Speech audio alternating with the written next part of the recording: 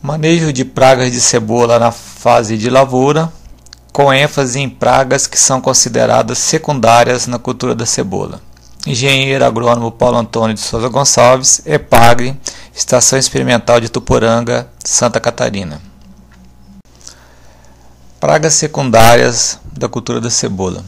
Aqui o exemplo de uma praga secundária que ocorre na cultura. O que é uma praga secundária? É uma praga que não ocorre com frequência, ocorre esporadicamente e pode estar nos indicando que há algum problema de manejo que nós podemos contornar para que ela não ocorra. Aqui exemplo de uma praga que é associada à cultura da cebola nessa condição, que é a mosca da cebola, ou bichinho da raiz, como os agricultores popularmente chamam, que é a Adélia platura. A mosca da cebola ataca as plantas ou no início, no canteiro, no início da emergência até os 30 dias, ou no transplante também em torno até os 30 dias após o transplantio das mudas. Ali no caso nós observamos o dano numa fase de lavoura, onde nós temos nós temos ali umas 3 larvas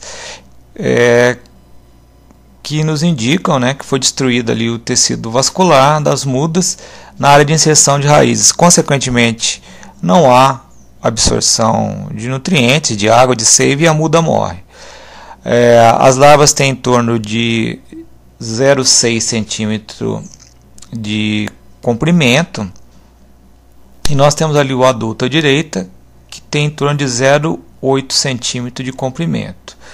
Esse inseto geralmente ocorre onde há o uso de matéria orgânica não curtida, ou a massa verde foi recém-enrolada e ocorre uma alta fermentação e depois o transplantio também pode ocorrer esse dano. Um herbicida em dose alta, um resíduo de herbicida que dificulta a pega de muda e a muda fica frágil. Consequentemente, como esse organismo é um organismo saprófita na natureza, a larva entra lá para decompor, para ajudar a decompor a muda e danifica a muda, o sistema radicular, porque o inseto é como se fosse um sinal de alarme que indica que a planta está sob um processo de estresse, está degenerando, vai morrer. O inseto é um organismo saprófito, ele tem essa função de decomposição de matéria orgânica, ele vai atacar a planta fragilizada. Uma condição de seca também favorece a ocorrência desse inseto, um transplantio feito numa época de seca, a muda tem dificuldade de pega, consequentemente esse inseto entra porque a muda está degenerando. Ferimentos nas mudas por corte para facilitar o transplante, o corte de folha ou corte de raiz também favorece a atração desse inseto. O transplantio de muda fora do ponto ideal de transplante, que é o diâmetro de um lápis, a muda tem dificuldade de pega e facilita a entrada desse inseto. Se nós também temos uma muda transplantada numa condição de solo inadequado, com desequilíbrio nutricional por excesso de adubo, por exemplo, pode dificultar a emissão de raízes, o que facilita a entrada desse inseto. Então teriam várias medidas preventivas que nós poderíamos tomar para evitar a ocorrência de dano por mosca de cebola.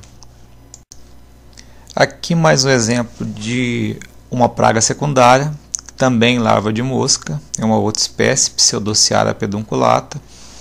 A diferença para a espécie anterior é que as larvas são um pouco maiores, de 0,8 a 0,9 centímetro. Tem a cabeça toda preta, como nós vemos ali, quitinizada, de coloração preta. Geralmente esse inseto foi encontrado em áreas com estresse por alumínio, com desequilíbrio nutricional, mas também pode estar associado àquelas outras condições que favorecem a Adélia platura, como foi anteriormente comentado. Diferente da Adélia platura, ela não penetra as raízes, corta as raízes externamente, e aqui nós vemos à direita algumas mudas que foram transplantadas em local onde havia excesso de alumínio tóxico para as raízes, consequentemente não houve pega e facilitou a entrada desse inseto. Práticas para o manejo de larvas de mosca que danificam as raízes de plantas de cebola, nós teríamos que observar o seguinte: a fase de ocorrência é tanto no canteiro quanto na lavoura até os 30 dias, após a semeadura ou após o transplante. Nós teríamos que observar a qualidade da muda, a muda ideal para transplante, com o diâmetro em torno de meio centímetro, né, o diâmetro do lápis. Nós também teríamos que observar, evitar corte de raízes e de folhas em locais onde a incidência de larvas é frequente, porque como o organismo é saprófita, ele vai ter uma preferência para atacar plantas nessa condição. O uso de esterco, de preferência bem curtido, se possível compostado, e também manejar a massa verde com uma certa antecedência em locais onde a ocorrência de larvas é frequente. O manejo da fertilidade do solo com adubação em níveis adequados, sem excesso, e também realizando a calagem correta para neutralizar o alumínio tóxico. Como já comentamos, o manejo da massa verde deve ser realizado com uma certa antecedência de umas 2 semanas em locais onde esse inseto é frequente. E não há produtos específicos registrados no Ministério da Agricultura, inseticidas, para controlar essa espécie de inseto.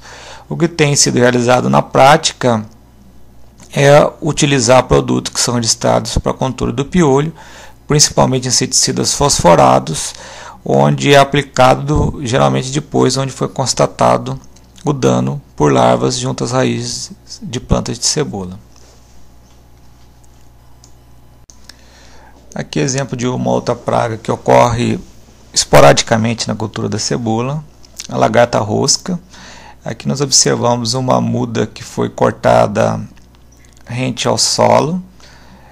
Esse inseto apresenta o hábito noturno de corte. Durante o dia nós não vamos observar as lagartas próximas à planta. Essa lagarta, para ser encontrada, foi escavado próximo à planta, para ser encontrada abrigada no solo. Então o que nós observamos são apenas as plantas cortadas, né? Pois o inseto se esconde durante o dia e faz corte durante a noite. Para o manejo da lagarta rosca, nós teríamos que observar o seguinte: as lagartas geralmente elas não cortam um grande número de plantas.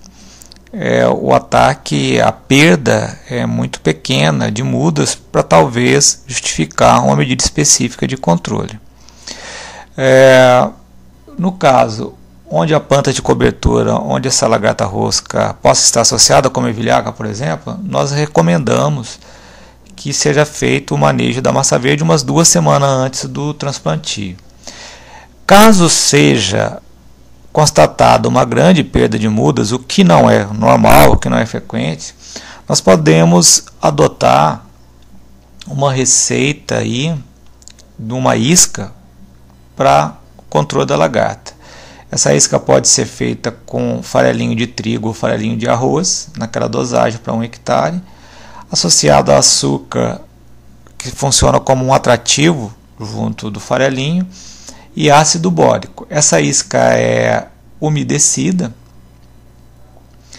formada uma espécie de uma pasta, deixado secar e aplicado rente às plantas, próximo à área de inserção ali das mudas no solo, para que as lagartas à noite, ao sair para cortar, se alimentem dessa isca e morram ali, principalmente por causa da questão do ácido bórico, que vai ter um poder inseticida.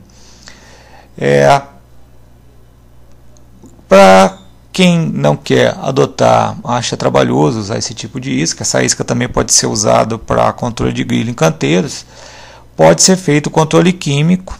O controle químico deve ser direcionado na parte da tarde, e há apenas um princípio ativo registrado no Ministério da Agricultura para o controle específico de lagarta rosca, que é um princípio à base de deltamatrina.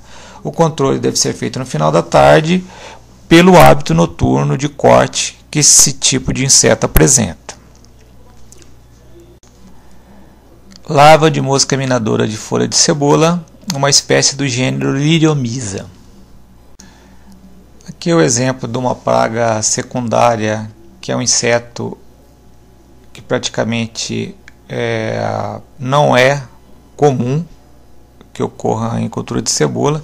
Praticamente nós chamamos como se fosse uma praga ressurgente que foi criada pelo uso frequente de inseticidas, o que destruiu os inimigos naturais desse inseto e, consequentemente, ele vem e faz minas, né? É uma larva de uma mosca que faz minas nas folhas da cebola.